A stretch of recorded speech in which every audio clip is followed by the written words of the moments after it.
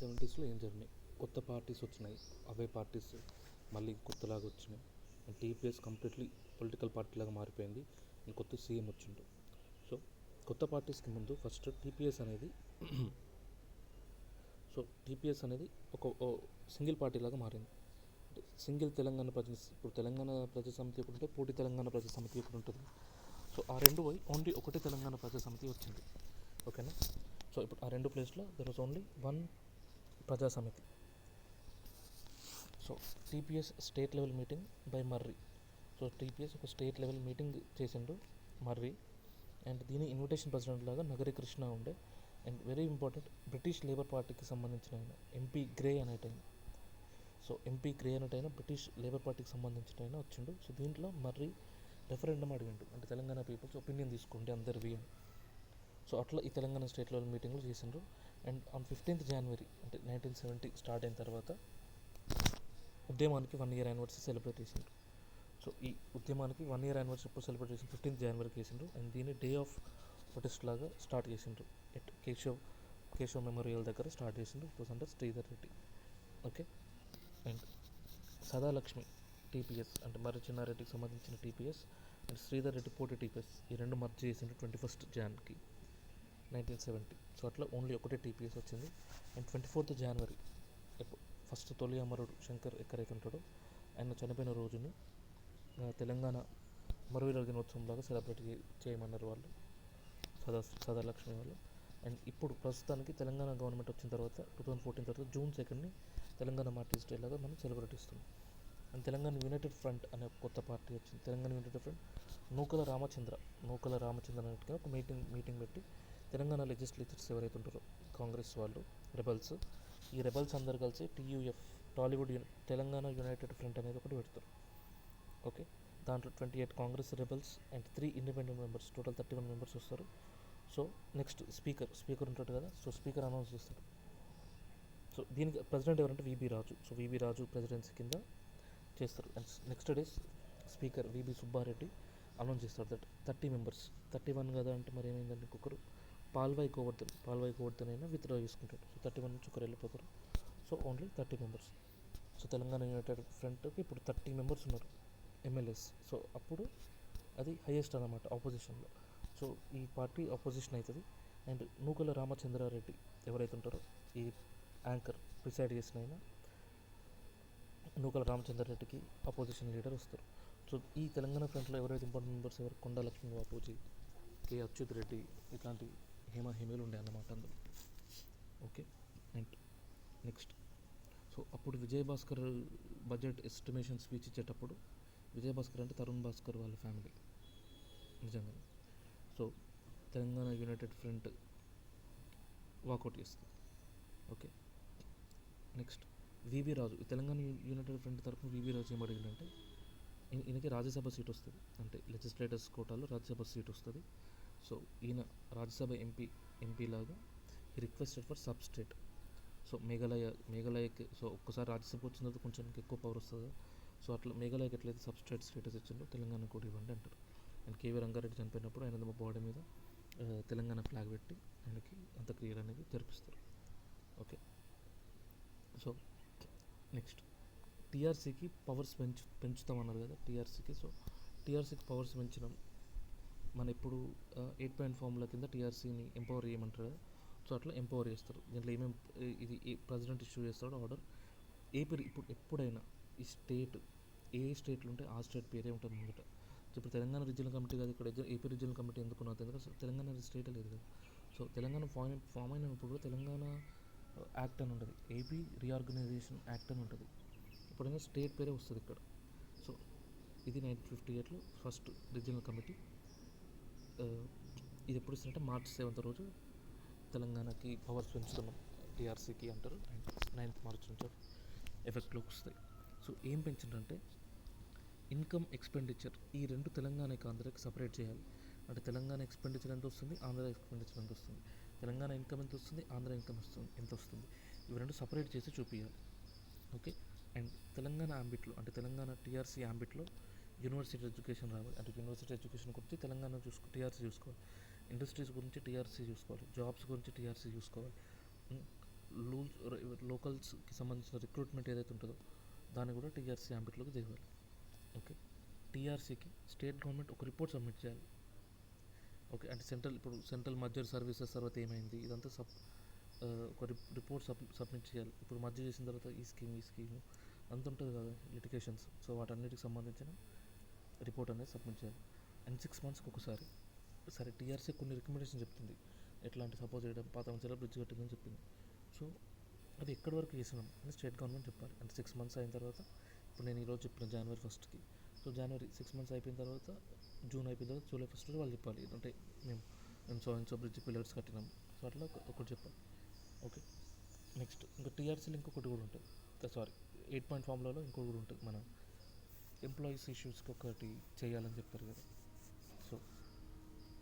So employees ఇష్యూస్కి కూడా ఒక committee ఇస్తారు. హై లెవెల్ సూపర్వైజర్ కమిటీ ఒకటి ఇస్తారు ఎంప్లాయీస్ ఇష్యూ మీద. అండ్ ఇది టీఆర్సీ రిజల్యూషన్ తీసుకుంటే ఫామ్ చేయాలని అవుతారు. దీని చైర్ ఎవరంటే జస్టిస్ నజీరుల్లా. సో నజీరుల్లా అనేటైనా దీనికి చైర్ లాగా చేసిండు. ఇండియన్ మెంబర్స్ అంత ఇంపార్టెంట్ కాదు, జస్ట్ చేసిండు అంతే. సో ఇక్బాల్ సాబ్, సో ఈయన రెవెన్యూకి సంబంధించిన ఈయన ఇంకొకరు కృష్ణస్వామి, ఈయన revenue secretary. And Rao Saab, Iqbal Saab, Krishnaswamy and Rao Saab, ఈయన ఒకరు సూపర్వైజర్ కమిటీలో వేసిండ్రు. సో దీనికి మనకి జస్టిస్ నజరుల్లా పేరు గుర్తుండాలి. మరి ఇక్బాల్ సాబ్, కృష్ణస్వామి, ఈ రావు సాబ్ వీళ్ళందరూ రెవెన్యూకి సంబంధించిన వాళ్ళు గుర్తుండకుండా ఏం కాదు. అండ్ ఇంకో కొత్త పార్టీ తెలంగాణ ప్రజా పరిషత్. సో తెలంగాణ ప్రజా పరిషత్ అని స్థాపించారు కేఆర్ ఆమోస్. మన జగన్ రెడ్డి ఉంటాడు కదా, జస్టిస్ జగన్ రెడ్డి, అన్సారీ, వీళ్ళందరూ స్టార్ట్ చేస్తారు పార్టీ. ఓకే, ఇంకా కూడా 250 MPs అప్పుడు మన రాజ్యసభలో 250 MPs ఒక మెమరాండం ఇస్తారు పీఎంకి, ఒక లెజిస్లేటివ్ మెకానిజంని తయారు చేయండి. ఇప్పుడు టీఆర్సీ డిసిషన్ తీసుకుంది కదా, ఇప్పుడు ఇవన్నీ మీరు ఒక లెజిస్లేషన్ లేకుండా చేయలేరు కదా. ఇప్పుడు సీఎం ఎందుకు చెప్పాలి అసలు, స్టేట్ గవర్నమెంట్ వీళ్ళకి ఎందుకు చెప్పాలి? అట్లాంటి ప్రొవిజన్ మన కాన్స్టిట్యూషన్లో లేదు. సో అట్లాంటి దానికి మరి మీరు ఏమైనా లెజిస్లేషన్ చేయండి అని గవర్నమెంట్ని అడుగుతారు. Okay, next TPS as a political party. So TPS completely ఒక పొలిటికల్ పార్టీ లాగా ఎట్లా మారింది. So TPS is completely politicized. Okay, so first elections, ఒక్కొక్క ఎలక్షన్స్ని మనం చూద్దాం. ఖైరతాబాద్ ఎలక్షన్స్ ఎందుకు వస్తాయి? గురుమూర్తి తెలుసు కదా, గురుమూర్తి మనకి ఇండస్ట్రీస్ మినిస్టర్, టక్కన పోయి రిజిగ్నేషన్ ఇస్తాడు. సో ఆయన చనిపోతాడు. సో ఆయన చనిపోయిన తర్వాత టీపీఎస్ నాగం కృష్ణని పెడుతుంది, అండ్ కాంగ్రెస్ యాదగిరిని పెడుతుంది, అండ్ టీపీఎస్ గెలుస్తుంది. ఓకే, అండ్ ఇక్కడ ఇంటర్నల్గా టీపీఎస్లో లేదు. సో కొండా లక్ష్మణ్ బాపూజీ అండ్ సదాలక్ష్మి ఏమంటారంటే వెంకటేష్ని పెట్టిపోయమంటారు. కానీ తర్వాత వెంకటేష్ నామినేషన్ చేస్తాడు, కానీ వెంకటేష్ తర్వాత రిటర్న్ తీసుకుంటాడు నామినేషన్. సో అట్లా ఇంటర్నల్ కాన్ఫ్లిక్ట్స్ కూడా ఈ పార్టీ పొలిటిక్స్ అయ్యేటప్పుడు ఎక్కువ మర్రి చెన్నారెడ్డి వర్గమూలు ఎవరైతే ఉంటారో సో ఆయనకు సంబంధించిన వాళ్ళని ఎక్కువ చేయడానికి చూస్తుండే.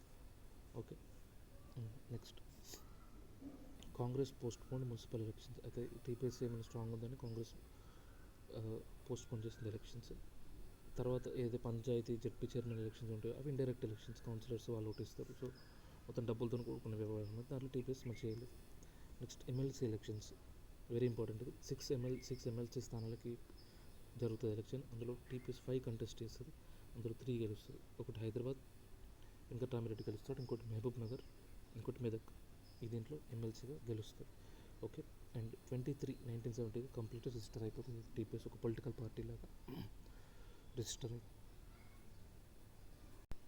సో ఆఫ్టర్ వీబీ రాజు గాట్ ఆర్ఎస్ సీట్. ఇది ఇంతకుముందు ఇక్కడ మనం చూసినాం, ఏది ఈయనకి సబ్స్టేట్ అడిగి వీబీ రాజు ఎవరు, మన Telangana united front president. So ఆయనకి రాజ్యసభ సీట్ వచ్చిందన్న. సో ఆయన సీట్ ఉంటుంది కదా, ఆయన సీట్ సిద్దిపేట. సో ఈ సిద్దిపేట సీట్ ఖాళీ అయింది ఇప్పుడు, ఎమ్మెల్యే సీట్. సో ఈయన ఎమ్మెల్యే ఆల్సో, ఆ తర్వాత రాజ్యసభ సీట్ వచ్చింది. సో ఇట్లా సిద్దిపేట నుంచి మదన్ మోహన్ టీపీఎస్ తరఫున పార్టిసిపేట్ చేసిండు. అండ్ పివి రాజేశ్వరరావు కాంగ్రెస్ మీద గెలిచిండు మదన్ మోహన్. సో అట్లా మదన్ మోహన్ జర్నీ అనేది స్టార్ట్ అవుతుంది. సో మదన్ మోహన్ ఇట్లా వరుసగా సిద్దిపేటలో 4 సార్లు గెలుస్తాడు. ఆ తర్వాత కేసీఆర్ ఈయన కిందకి వస్తాడు, ఒక స్టూడెంట్ లాగా జాయిన్ అవుతారు. తర్వాత కేసీఆర్ మదన్ మోహన్ని ఓడిపిస్తాడు. ఓకే, మర్రి అంటే అప్పుడు ఇది మాకు రూరల్ సపోర్ట్ ఉంది, అర్బన్ సపోర్ట్ ఉంది అని మర్రి అనుకుంటారు, ఎందుకంటే సిద్దిపేట ఇది అప్పటికి కొంచెం రూరల్ కాబట్టి. సో భారతీయ ఇవన్నీ చూసి ఈ టీపీఎస్కి వచ్చిన సపోర్ట్ చూసి బీజేఎస్ అంటుంది ఓకే మేము కాకినాడ సభలు అంటుంది ఓకే మేము విల్ రీథింక్ అబౌట్ ది తెలంగాణని. అండ్ సిపిఐ కూడా తెలంగాణకి సొల్యూషన్ ఏదో ఒకటి తొందరగా ఇవ్వండి అంటుంది ఓకేనా. And next Telangana Lok Sabha MP elections 1971. So 1971లో లోక్సభ డిసాల్వ్ చేస్తుంది ఇందిరాగాంధీ.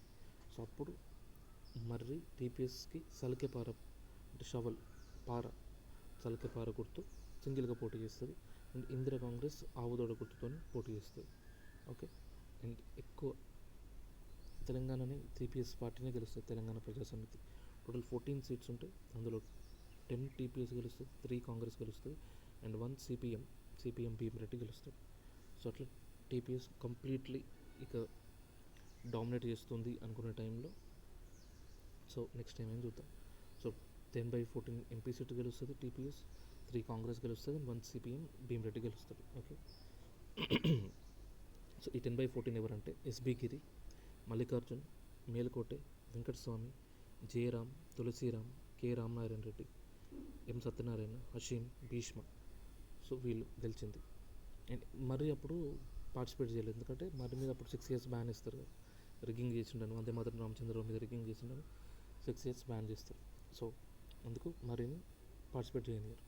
సో అయినా కూడా ఒకవేళ తెలంగాణకు ఏపీకి సంబంధించిన లోక్సభ ఎన్నికల్లో టీపీఎస్ గెలిచినా కూడా ఇందిరాగాంధీ మాత్రం ఆల్ ఓవర్ కొంచెం స్ట్రాంగ్ ఉండే అప్పటికి. సో ఆల్ ఓవర్ ఆమెనే మేనేజ్ చేసింది వేరే గెలవడానికి. సో మరీ ఒక మోసం చేసిండు. సో ఇంత స్ట్రాంగ్ పార్టీ 10/14 దగ్గర ఎంత పర్సెంట్ అంటే 47% ఓట్స్ వస్తాయి. సో 47% ఓట్స్ అంటే నాట్ స్మాల్ థింగ్. దగ్గర ఆల్మోస్ట్ 50% అంటే హాఫ్ ఆఫ్ ద పీపుల్ కావాలనుకుంటారు టీపీఎస్ని. సో అంత పర్సెంట్ ఓట్స్ వచ్చినా కూడా మరి ఏం చెప్తారంటే టీపీఎస్ని మర్జ్ చేద్దామని చూస్తారు కాంగ్రెస్కి. సో ఇదంతా ఇంటర్నల్గా జరుగుతుంది, బయటకు ఎవరు తెలియదు. సో 6 కండిషన్స్ చెప్తారు ఓకే అని. సో ఆ 6 కండిషన్స్ ఏంటి అంటే ఓవరాల్ అగ్రిమెంట్, మీరు 6 కండిషన్స్ చెప్తే నేను చేస్తా అంటారు. సో ఒక సీక్రెట్ డీల్ ఎప్పుడు జరుగుతుంది, సెప్టెంబర్లో జరుగుతుంది. ఈ డీల్ సెప్టెంబర్ 17th 1970లో జరుగుతుంది. 1971 లోక్సభ ఎలక్షన్స్ అది. సో 6 కండిషన్స్ ఏంటంటే కాసు వద్దు, మాకు కాసు వద్దు, లీడర్షిప్ని చేంజ్ చేయండి అంటారు. సో కాసు వద్దు అంటే దీనికి యాక్సెప్టెడ్. సో లీడర్షిప్ చేంజ్ చేస్తుంది, అయిపోయింది. నెక్స్ట్ టీఆర్సీకి స్టాచ్యుటరీ పవర్స్ ఇవ్వండి. సో టీఆర్సీని ఒక స్టాచ్యుటరీగా అంటే ఒక చట్టం చేసేదానికి పవర్స్ ఇవ్వండి, నాట్ యాక్సెప్టెడ్. సపరేట్ టీపీసీసీ పెట్టండి అంటే తెలంగాణ ప్రదేశ్ కాంగ్రెస్ కమిటీ సపరేట్ కావాలి, నాట్ యాక్సెప్టెడ్. తెలంగాణకి ఆంధ్రాకి సపరేట్ బడ్జెట్ కావాలి అంటే దీనికో బడ్జెట్ దానికో budget, not accept. Telangana separate ఏమో జస్ట్ ఎస్టిమేషన్స్ ఉన్నాయి. సో తెలంగాణ రెవెన్యూ ఎంత, తెలంగాణ ఇన్కమ్ ఎంత, ఎక్స్పెండిచర్ అది సపరేట్ బడ్జెట్ లేదు. సో అది కూడా not accept. Mulki rules implement చేయండి, నాట్ యాక్సెప్ట్. సో ఇప్పుడు సరే మీకు కొత్త సీఎం తెస్తామంటున్నారు కదా, ఆ గవర్నమెంట్ పర్ఫార్మెన్స్ చూద్దాం. ఆ గవర్నమెంట్ పర్ఫార్మ్ చేసిన తర్వాత తెలంగాణ లెజిస్లేచర్స్ అంటే ఎవరైతే ఎమ్మెల్యేస్ ఎంపీస్ ఉంటారో వాళ్ళు డిసైడ్ చేయనియండి, లెట్ దెమ్ డిసైడ్ తెలంగాణ కావాలి వద్దని. సో ఇది కూడా నాట్ యాక్సెప్ట్ ఓకే. సో అట్లా ఓన్లీ ఒకటే యాక్సెప్ట్ చేస్తుంది, అయినా కూడా టీపీఎస్ మర్జ్ చేస్తారు ఓకే. సో ఇట్లా కోపంతో ఈశ్వరీబాయ్, పురుషోత్తమరావు అండ్ శ్రీధర్ రెడ్డి, సంతపూరి రఘు వీళ్ళందరూ సంపూర్ణ టీపీఎస్ అనే పార్టీని స్థాపిస్తారు. సో టీపీఎస్ నుంచి పోటీ టీపీఎస్ వచ్చింది, మళ్ళీ అవి రెండు కలిసి ఒకటి టీపీఎస్ అయింది. ఈ టీపీఎస్ పై కాంగ్రెస్లో కలిసింది, మళ్ళీ ఇప్పుడు సంపూర్ణ టీపీఎస్ వచ్చింది. అంటే ఈ సంపూర్ణ టీపీఎస్ని మళ్ళీ శ్రీధర్ రెడ్డి, ఈశ్వరీబాయ్ అండ్ పురుషోత్తమరావు తెలుసు కదా, అండ్ సంతపూరి రఘు వీళ్ళు ఫామ్ చేస్తారు. 15th September 1971. So 15th September 1971 రోజు కాసు రిజైన్ చేస్తాడు. అండ్ ఇదే రోజు ఏఐసిసి అంటే ఆల్ ఇండియా కాంగ్రెస్ కమిటీ ఏదైతే ఉంటుందో అది విలీనం ఓకే అంటుంది. సో అట్లా under AICC meet so Subbarao ఈయన ఒక మీటింగ్ పెడతారు, ఏఐసిసి మీటింగ్. ఆ మీటింగ్లో పివి నరసింహారావు నెక్స్ట్ సీఎం లాగా ప్రకటిస్తారు. సో అట్లా తెలంగాణకు సంబంధించిన మొదటి వ్యక్తి సీఎం లాగా అవుతారు. సో ఆయన ఎవరు, పివి నరసింహారావు. సో 1971లో పివి నరసింహారావు సీఎం లాగా అవుతాడు. తెలంగాణ నుంచి మొదటి వ్యక్తి, ఆంధ్రప్రదేశ్కి సీఎం అయిన మొదటి వ్యక్తి. సో పివి నరసింహారావు వరంగల్లో పుడతాడు. సో ఆయనని కరీంనగర్ వాళ్ళు దత్తత తీసుకుంటారు, అంటే వేరే పేరెంట్స్ తీసుకుంటారు దత్తతకి.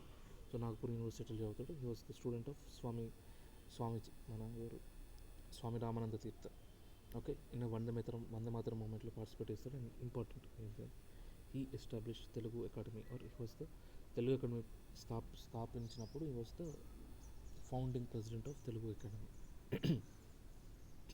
అండ్ ఈయన ఎమ్మెల్యేగా ఇక్కడ మంతెన ఉంది కదా పక్కన, ఈ మంతెన నుంచి 4 సార్లు గెలుస్తాడు. Okay, and he was also law minister during 1969. ఈ 1969 ఉద్యమం జరిగేటప్పుడు PVNR was the law minister of Telangana.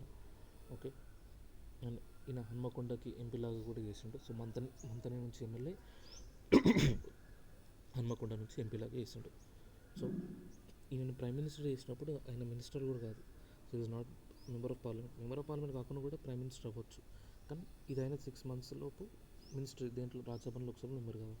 So అట్లా నంద్యాల మెంబర్ అవుతారు ఈయన. లేటర్ హీ వన్ నంద్యాల ఉప ఎన్నికలు జరుగుతాయి, దాంట్లో లోక్సభ మెంబర్లాగా వస్తారు. సో ఈ was the first south Indian and only Telugu person to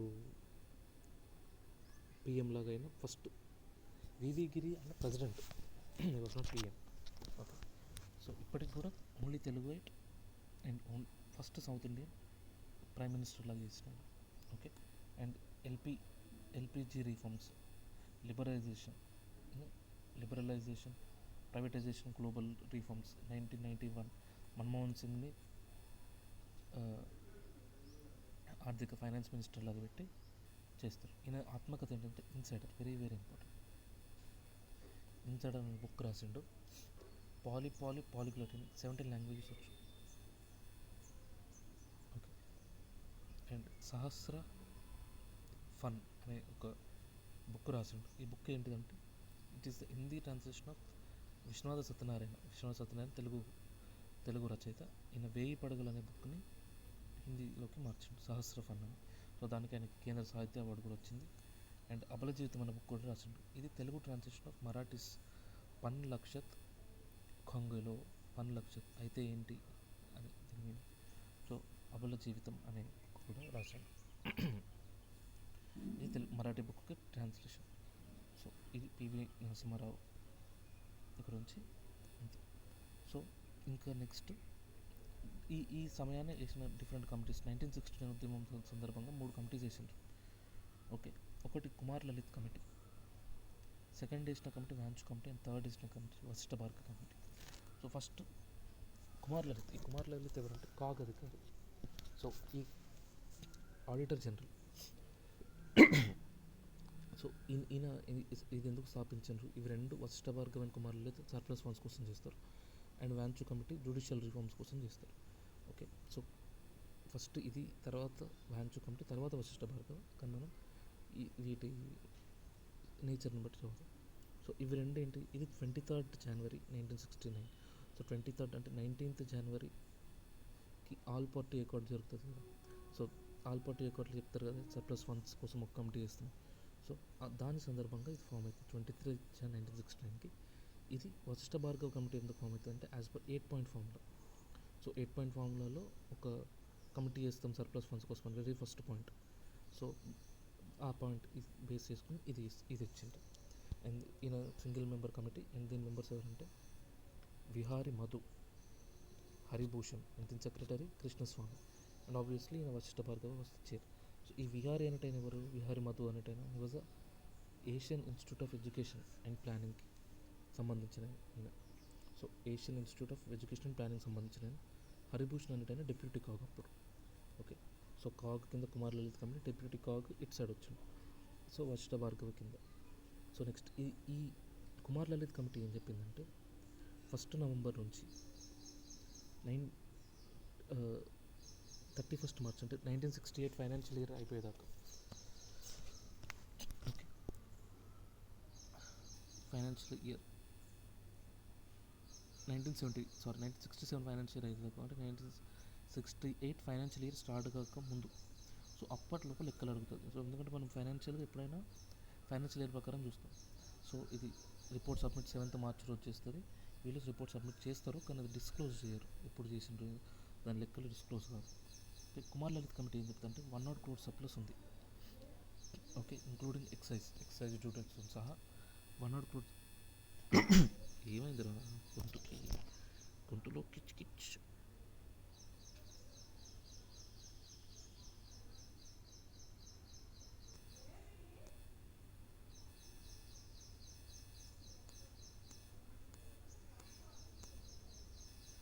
so 1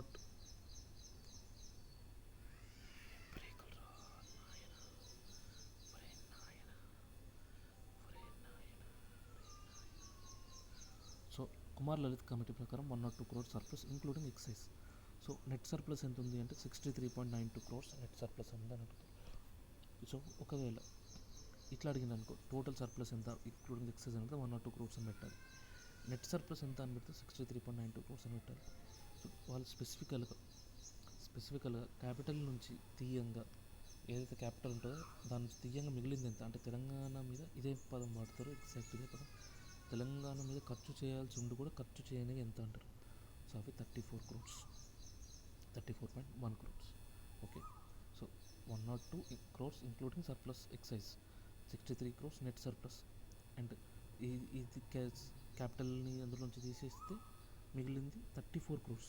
and Telangana మీద ఖర్చు చేయాల్సి ఉన్నా కూడా ఖర్చు చేయాలి 34 కోట్లు. ఓకే, వీళ్ళు ఎంత చెప్తారంటే ఒకటే నెంబర్ 28.34 తెలంగాణలో సర్ప్లస్ ఉందంటారు. సో ఫస్ట్ వీళ్ళు ఇదే ఒప్పుకోరని ఇదే ఇంకోటి వేస్తే వాళ్ళు 34 crores అని చెప్పిండు, ఇంకో 6 crores తక్కువనే చెప్పిండు. సో టీఆర్సీ ఏం చెప్తా అంటే 107 కోట్లు ఉన్నాయి సర్ప్లస్.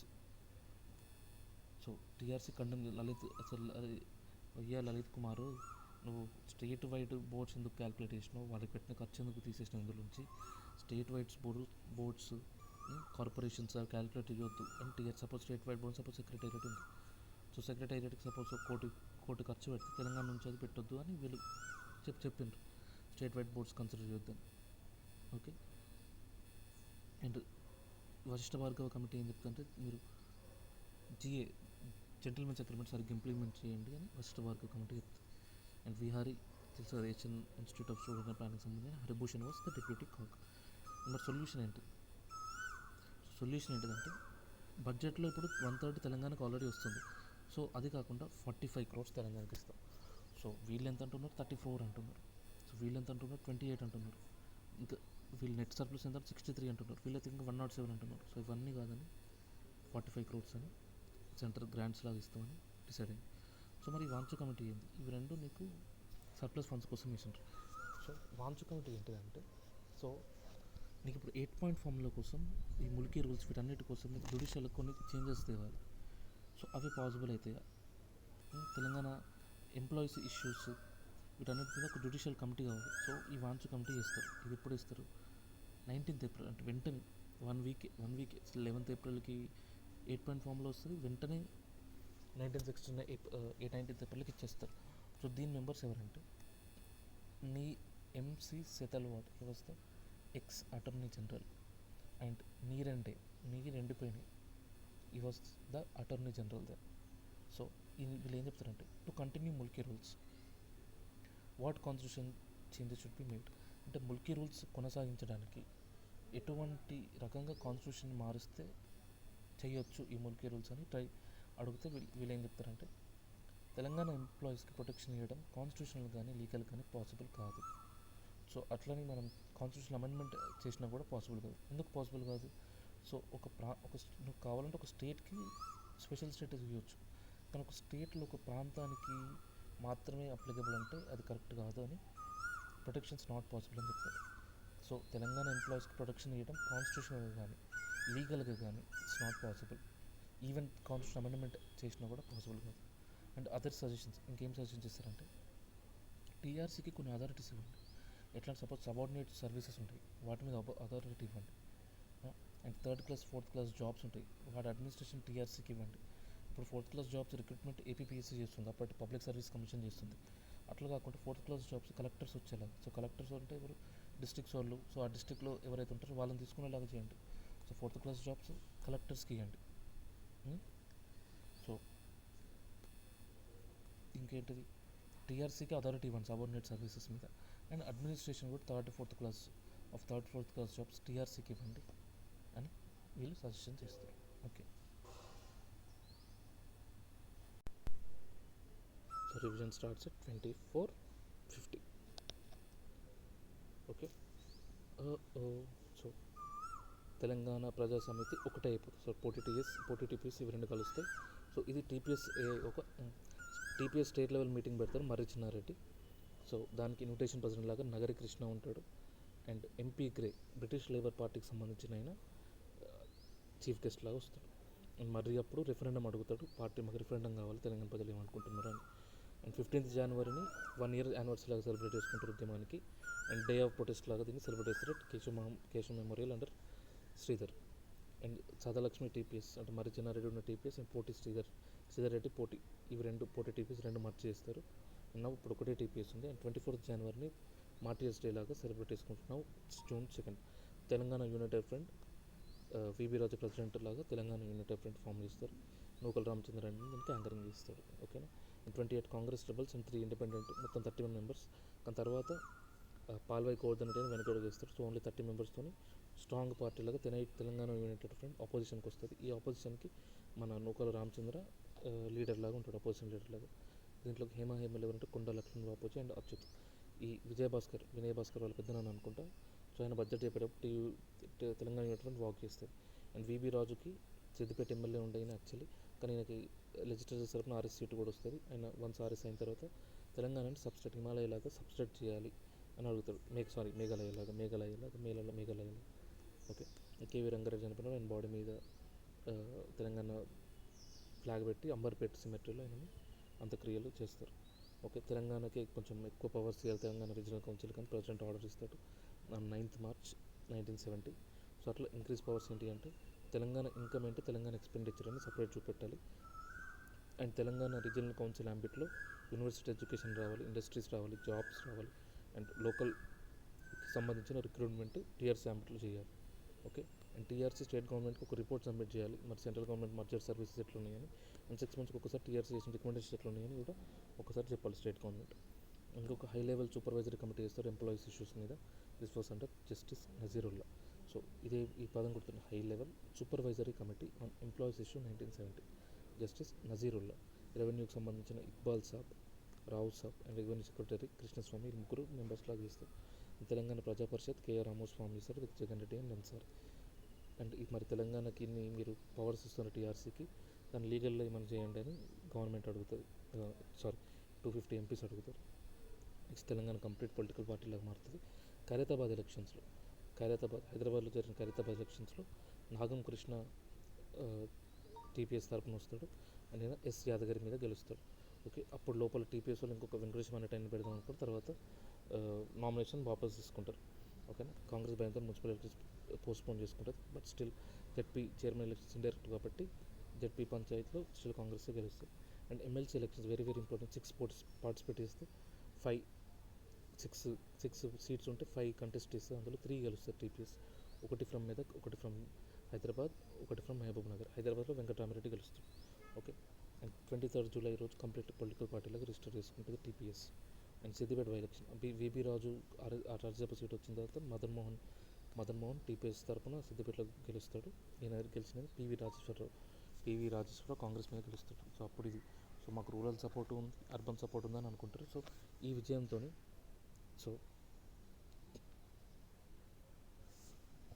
విజయంతో మనకి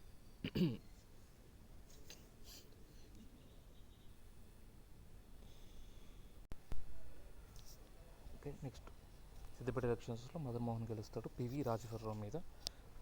సో ఈ గెలుపుతో వేరే పార్టీస్ కూడా మేము మళ్ళీ పునరాలోచన చేస్తామని బీఏ చేస్తుంటే దాని తెలంగాణకి అందరూ ఒక సొల్యూషన్ రావాలని సిపిఐ అంటే. Okay. Next 1971 Lok Sabha elections. So 1971 Lok Sabha dissolve అయిపోతుంది, ఇందిరాగాంధీ డిసాల్వ్ చేస్తుంది. సో అప్పుడు మర్రి టీపీఎస్ ఏమో సల్కే పారతోని షావుల గుర్తుని పోటీ చేస్తుంది. ఇందిరా కాంగ్రెస్ ఏమో ఆవుదొడ గుర్తుని పోటీ చేస్తుంది. 14 లోక్సభ సీట్లో 10 టీపీఎస్ గెలుస్తుంది, 3 కాంగ్రెస్ గెలుస్తుంది, ఒకటి సిపిఎం భీమిరెడ్డి గెలుస్తారు. అండ్ ఈ 10/14లో ఎస్బీ గిరి, మళ్ళీ మేలుకోటి, జి వెంకటస్వామి, జయరామ్, తులసిరామ్, కేరామ్, ఎం సత్యనారాయణ, హషీం, భీష్మ వీళ్ళు ఉంటారు. మరి మీద అప్పుడు బ్యాన్ ఉండే. సో మరి ఏం చేస్తారంటే ఇంత గెలిచింది కదా అని నేను టీపీఎస్ కాంగ్రెస్లో కలుపుతా అంటారు. అందరూ షాక్ అవుతారు. సో కానీ 6 కండిషన్స్ పెడతాడు. 6 కండిషన్స్ ఒక ఓరల్ అగ్రిమెంట్ చేసి మర్జ్ చేస్తాడు కాంగ్రెస్లో. ఆ 6 కండిషన్స్ ఏంటంటే కాసు వద్దు, వేరే వాళ్ళని చేంజ్ చేయాలంటే పీవీఎన్ఆర్ని పెడతారు. టీఆర్సీకి స్టాచ్యుటరీ పవర్స్ ఇవ్వమంటారు, ఇయ్యదు. టీపీసీ సపరేట్ కావాలంటారు, ఇయ్యదు. తెలంగాణకు అందరికి సపరేట్ బడ్జెట్ అంటారు, ఇయ్యరు. ముల్కీ రూల్స్ ఇంప్లిమెంటేషన్ చేయదు. పర్ఫార్మెన్స్ కొత్త గవర్నమెంట్ పీవీఎన్ఆర్ గవర్నమెంట్ బేస్డ్ మీద తెలంగాణ ఛాన్స్ ఇవ్వండి, సెలెక్ట్ చేసుకోవడానికి ఆంధ్ర తెలంగాణ అది కూడా చేయదు. సో కొత్త సంపూర్ణ టీపీఎస్ ఫామ్ చేస్తారు ఈశ్వరబాయ్, పురుషోత్తమరావు, శ్రీధర్ రెడ్డి, సంతపురి రాఘు కింద. అండ్ సెప్టెంబర్ 1971 రోజు ఇంపార్టెంట్, సెప్టెంబర్ 1971 15 సెప్టెంబర్ 1971 రోజు కాసు రిజైన్ చేస్తాడు. అండ్ ఏఐసిసి యాక్సెప్ట్ చేస్తుంది విలీనం. Under AICC meet PV Subbarao meet పెడతాడు. సో అప్పుడు పివిఎన్ఆర్ వస్తాడు. So PVNR is first Telangana CM. PVNR ఎవరంటే బంగాల్ కరీంనగర్ వాళ్ళు దత్తత తీసుకుంటారు. Resident Karimnagar, study at Nagpur university. And Swami Ramananda Tirtha కూడా కొంచెం శిక్షరికం చేస్తాడు. వందే మాత్రం లీడ్ చేస్తుండు. అండ్ తెలుగు అకాడమీకి ఫౌండింగ్ ప్రెసిడెంట్ అయిన. అండ్ మంతని ఎమ్మెల్యేగా, హన్మకొండ ఎంపీలాగా పనిచేస్తుండు. Was law minister during 1969. 1991లో మినిస్టర్ అయిండు. And without MP he became minister. తర్వాత నంద్యాల ఉప ఎన్నికల్లో గెలుస్తాడు. So the first south Indian and only Teluguite to win. So LPG reforms 2000 LPG reforms 1991లో, 2004లోనూ 3 చచ్చిపోతారు. సో ఆత్మకథ ఇన్సైడర్, వాజ్ పాలిగ్రాట్. సహస్రఫానికి సాహిత్య అకాడమీ సహస్రఫన్ అంటే విశ్వనాథ సత్యనారాయణ గారి 1000 పడగలు. అండ్ అపల జీవితం, ఇది మరాఠీ నవల పాన్ లక్ష కొంగకి Telugu translation. So Kumar Lalit committee, Vashishtha Bhargav committee, ఇది 23rd January 1969 ఇస్తే 22nd April 1969. ఇది యాజ్ పర్ ఆల్ పార్టీ ఒకటి, ఇది యాజ్ పర్ 8 పాయింట్ ఫార్ములా. దీని మెంబర్స్ ఎవరంటే విహారీ మధు, హరిభూషణ్. ఈ విహారీ మధు అంటే ఏషియన్ కాలేజ్ ప్లానింగ్ సంబంధించిన. హరిభూషణ్ ఎవరంటే ఈయన కొమరలలి కావు కదా, ఈయన అసిస్టెంట్ కావు, డిప్యూటీ కావు. సో 1st November 1956 అంటే ఏపీ ఫామ్ అయినప్పటి నుంచి ఇది 1968 ఇంకా ఫైనాన్షియల్ స్టార్ట్ కాని వరకు 31st March వరకు. దీని సెక్రటరీ మన వశిష్ఠ భార్గవ్ సెక్రటరీ లాగా కృష్ణస్వామి ఇస్తారు. బట్ ఇది 97th Marchకి ఇది డిస్క్లోజ్ చేస్తారు, అంటే గవర్నమెంట్ ఇచ్చి పబ్లిష్ చేస్తారు. బట్ ఇది మాత్రం డిస్క్లోజ్ చేయరు, ఎందుకంటే ఇది 34 crores అంటే ఒప్పుకోలేదు. ఇంకా 28 crores అంటే మళ్ళీ ఎక్కడ గొడవలు జరుగుతాయి అని వాళ్ళు ఒప్పుకోరు. ఓకేనా. సో వీళ్ళు ఎంత చెప్తారంటే 1 or 2 surplus crores, 1 or 2 crores surplus అంటారు ఎక్సైజ్తో కలిపి. అండ్ 63.92 crores నెట్ సర్ప్లస్ అంటారు. అండ్ తెలంగాణ మీద ఖర్చు చేయాల్సి ఉన్నా కూడా ఖర్చు చేయనిది 34 కోట్లు. సో 34 కోట్లు తెలంగాణ మీద ఖర్చు చేయాల్సి ఉన్నా కూడా ఖర్చు అనేది 34 crores. ఓకే. అండ్ వీళ్ళు మాత్రం 28 crores అంటారు. సో అట్లా తెలంగాణ టీఆర్సీ మాత్రం 107 crores ఉన్నాయి మాకు surplus. TRC condemned Lalit committee for considering state wide కార్ప్స్ని ఎందుకు కన్సిడర్ చేసినారు, వాటిని మేము ఖర్చు పెట్టలేదు తెలంగాణ డబ్బులు అంటారు. ఓకే. వీళ్ళు ఏమంటే మీరు జిఎన్ కరెక్ట్ ఇంప్లిమెంట్ చేయండి. సో వీటన్నిటికి సొల్యూషన్ ఏంటిది, గవర్నమెంట్ బడ్జెట్ కాకుండా సపరేట్గా 45 crores గ్రాంట్స్ ఇస్తుంది తెలంగాణకి. అదే next Wanchoo committee employees issue మీద, అంటే కాన్స్టిట్యూషన్ని ఏ రకంగా మనం మార్చాలి so that we can implement Mulki rules. ఇది 19th April, 1 week తర్వాతనే వేస్తారు. ఓకే. అండ్ ఇది 8 పాయింట్ ఫార్ములా ఆధారంగా Setalvad ex auditor general and నీరండే ద అప్పటి auditor general. So Mulki rule చేయడానికి ఎటువంటి కాన్స్టిట్యూషన్ చేంజెస్ చేయాలని గవర్నమెంట్ అడుగుతుంది. వీళ్ళంటారు సార్ కాన్స్టిట్యూషన్ చేయడానికి ఛాన్స్ లేదు, కాన్స్టిట్యూషనల్ వైజ్గా లేదు, లీగల్ వైజ్గా లేదు, అమెండ్మెంట్కి కూడా ఛాన్స్ లేదంటారు. సో వీళ్ళు ఏం చెప్తారంటే టీఆర్సీకి కొన్ని అథారిటీస్ ఇవ్వండి, సబార్డినేట్ సర్వీసెస్కి సంబంధించిన authorities. Administration of 3rd, 4th class jobs టీఆర్సీకి ఇవ్వండి. అంటే ఏవైతే 4th class జాబ్స్ కలెక్టర్స్ కింద ఉన్నాయో, ఏపీఎస్సీ కింద ఉన్నాయో అవి కలెక్టర్స్ కిందకి 4th class జాబ్స్ ఇవ్వండి అంటారు. సో అట్లా 1971 వరకు ఉద్యమం అనేది అయిపోతుంది.